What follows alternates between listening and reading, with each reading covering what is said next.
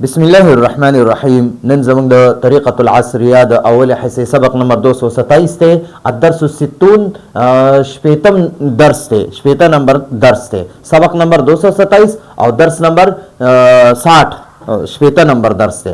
نن به پکې مونږه ضروری قاعده وایو. اوله قاعده دا ده د سو چې راکم مونږه سو وایو کنه 99 او 100 د سو یعنی د سلو تمیز دا سو چې دا ممیز راځي او چې دینه پس کم وی هغه ته تمیز وای، کم معدود وی هغه ته تمیز وای.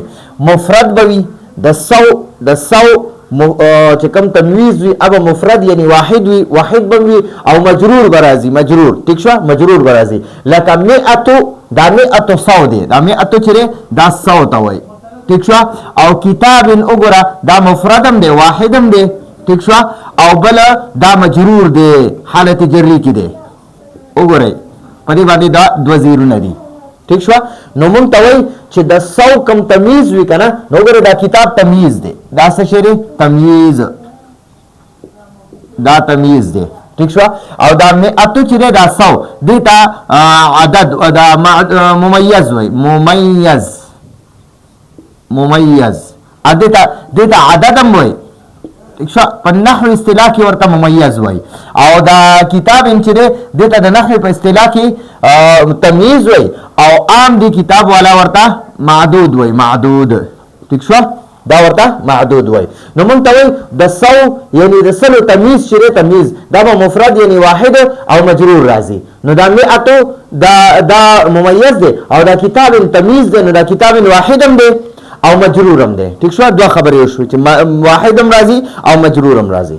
دا یو قاعده شو. دویمه قاعده کې او چې کله سو یعنی دا سو سره ورکوټ عدد راشي، سو سره ورکوټ عدد راشي، نو تمیز با د ورکوټ عدد تابع وي، تمیز با د ورکوټ عدد تابع وي. لکه ګوره مئتو چې دا عدد دا غټه انسلا، او وعشرة کتب دا عشرتو دا ورسره عدد دی، او دا کتبین ورلا معدود دی، معدود ٹھیک شو. دا قشان مئتو دا سو دی، سو او دا سره دا خمسة عدد دی، عدد و اربعون، خمسة و اربعون دا طول عدد دی، خمسة و اربعون 45 تو 15 او کتابن ورلا معدود دی، ممیز تمیز دی معدود تا تمیز هم وای، تمیز ٹھیک شو، دتا تمیز هم وای. او دا چې کوم عدد دی دتا عدد هم وای، او بیا هم دتا ممیز هم وای ٹھیک شو. نو موږ تاسو په دې باندې پوه شوي. په ضروري قاعده کې موږ له دوه قاعدې راکړې. یو راله اوله قاعده راکړه چې د سو کم تمیز وي هغه به واحدم وي او مجرور به وي، لکه مئتو کتابن. دویمه قاعده راله راکړه چې د سو سره ورکوټ عدد بل راشي کنه، یو عدد خو را سو کا، دویم عدد ور سره بل ورکوټ راشي، نو دا هغه تمیز به د ورکوټي عدد تابع وي، د سو به تابع نه وي ٹھیک شو. لکه موږ سره مئتو یو عدد شو، وعشرتو چې عشرتو دا دویم عدد شو، کتبین ولا دا معدود شو، دا تمیز شو، تمیز ٹھیک شو.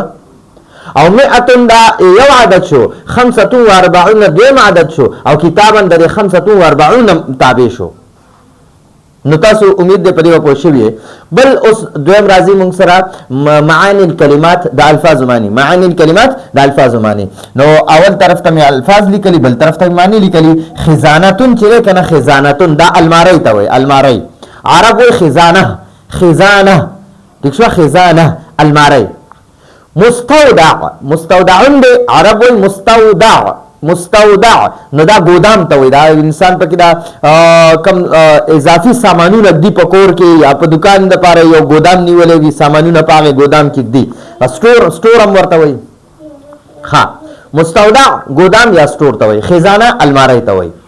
او د خوري سفینه او باخره، سفینتون او باخرتون دی، خو عرب دا سفینتون چې سفینه دا ګول تانا ها ساکنه جوړي، سفینه دام کشته ته وای، صدا سمندري غږ جاز ته وای. او باخرتون چې باخرتون نو دیتا عرب باخره وای، دا ګول تا ها ساکنه وای. نو باخره سمندري جهاز یا بحري جهاز، بحري ٹھیک شو.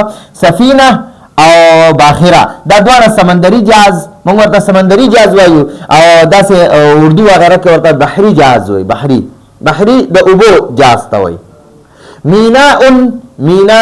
مینا دا بندرګاه ته وایي. کوم ځای کې چې د یو ملک سمندري اډه وي، سمندري اډه، نو هغه سمندري اډې ته بندرګاه وایي او په عربي کې ورته مینا وایي.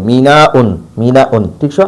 امید ده تاسو په دې باندې پوه شوي او د دې ځان څخه سکرین شاټ واخلئ او دا ځان سره بیا په کاپیانو کې ولیکئ، دوباره یو ځل بیا واورئ او ان شاء الله تاسو په دې باندې ډېر ښه پوه شئ. راتلونکي درس پورې اجازه غواړو. هذا هو المرام والله اعلم بحقيقة الكلام.